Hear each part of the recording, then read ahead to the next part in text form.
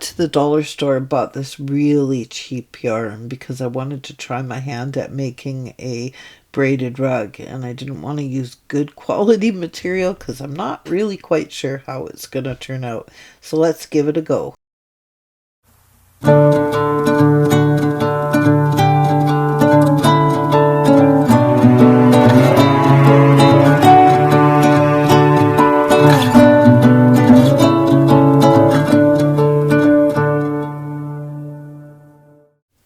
So I used the term braided rug, but actually what I'm going to be doing is I'm going to be crocheting it. So normally when you make a braided rug, you'd use a really, really long chain of braid.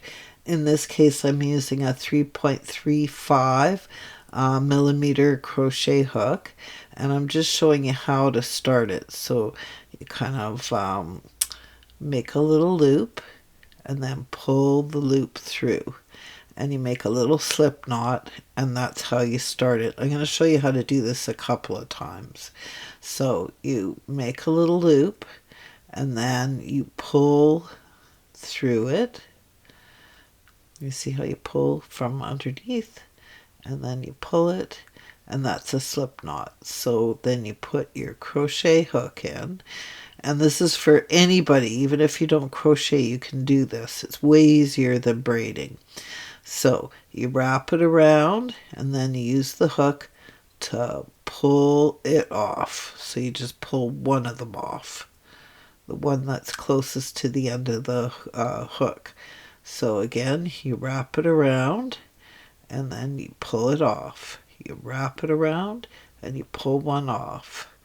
You wrap it around, so you can wrap it around with your hand and then pull it off. Wrap it around, pull one off. I usually use the hook to wrap it around, but you can use your hand.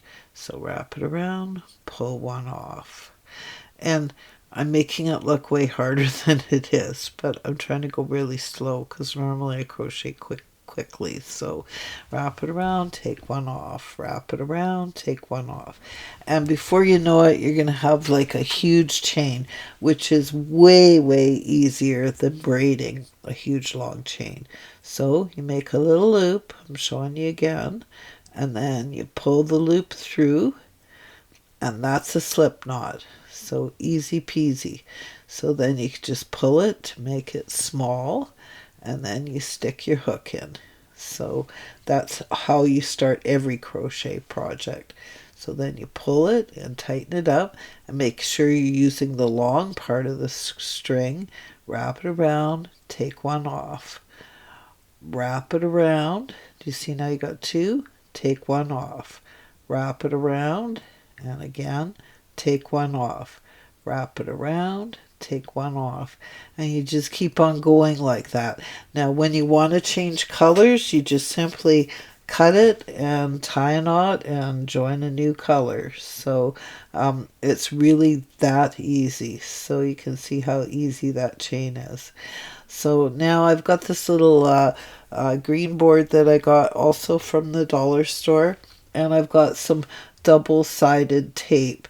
And at first I thought, oh, there's something wrong with this tape, but you got to actually take about 6 inches off of it before it is actually double-sided. So then what I'm doing is I'm going to be covering this board with double-sided tape. It probably would have been a lot easier on me had I bought wider tape, but this is what they had at the dollar store, and I'm not sure if this project is going to work, so I didn't want to waste a whole lot of money on it until I knew for sure that this is a successful way to make carpets. So I'm just making sure that the tape is overlapping, and I'm going to cover most of the base of this green board. And as you can see, I've now got it covered in double-sided tape. Now I'm going to take my chain, and I'm going to make a braided rug that I'm going to stick down to the double-sided tape. And I'm going to start off by laying down about 2 inches to begin with.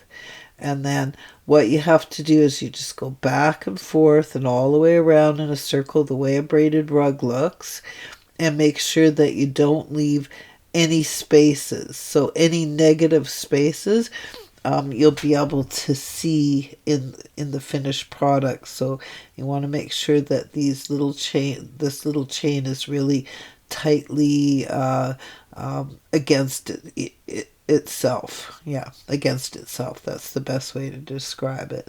So you can see here I've got the first two little lines done, and then remember that we're going to be putting paper over top of this, or interface. It's called fusible interface material. And that's going to go on the top. So the top of the actual carpet is now stuck down to the double-sided tape. So anywhere where there's joins or knots, those you want so that you can see them, so that they're facing you. So the good side of this carpet is actually stuck on the tape. So you just keep on going around and around and around until you get it to the size that you want. Now I'm making an oval shaped mat, so that's why I started off with a 2-inch long piece. If you were going to do a round carpet, you would just start off and curl it around.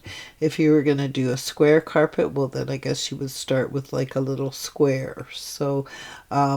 So you can see here I'm just making sure that it's stuck down good, and I just keep on going around and around and around until I get it to the size that I want. So you can see here the knot where I join the next color is right there, and make sure that it's facing you, not facing downwards towards the tape, because otherwise it'll be on the finished product that way.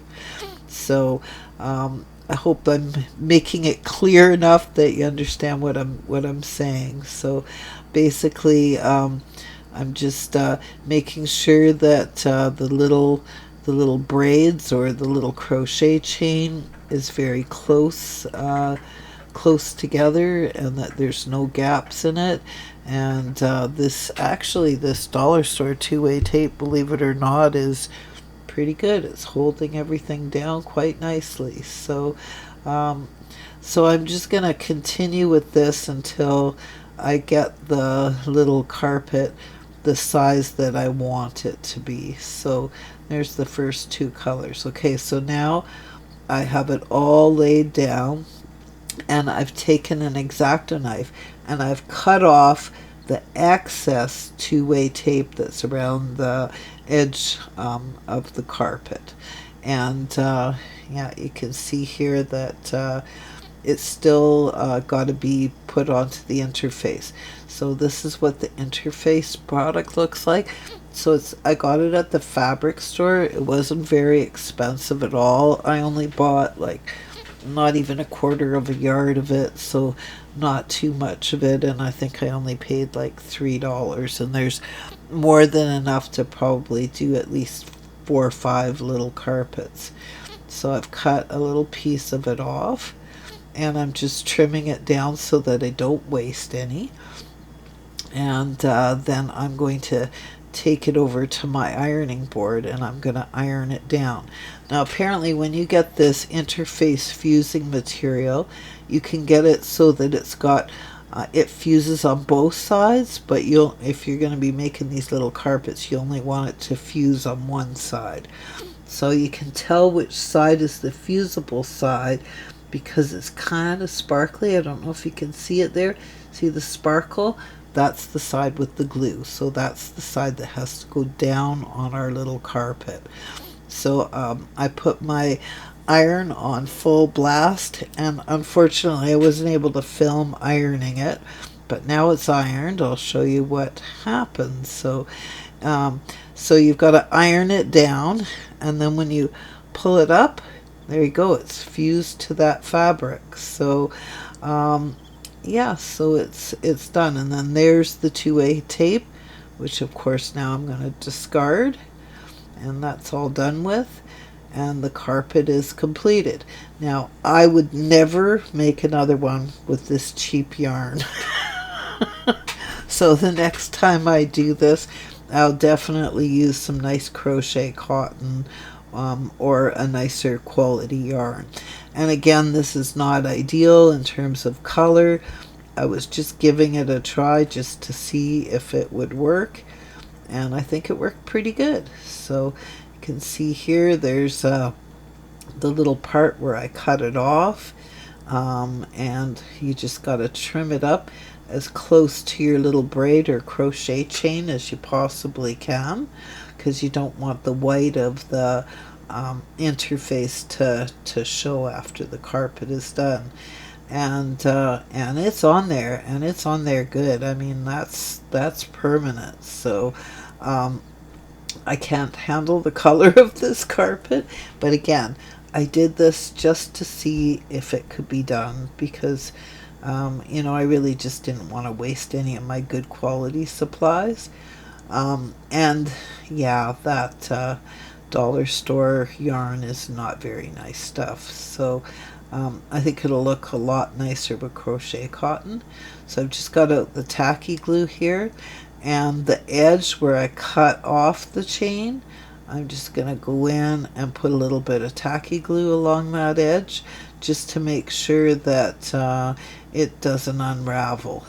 And once that tacky glue is dry, of course it's going to dry clear and nobody will be any the wiser. So I would say that if you don't trim it close enough to the edge of the little rug, you could take a little magic marker in the same color and just go around the edge, just so that the white edge of the interface is not going to be glaringly obvious. But despite the fact that I don't like the material that I crocheted, the rug itself is just absolutely amazing. I mean, it's really on there, and it feels really sturdy, and yeah, I would call this a success.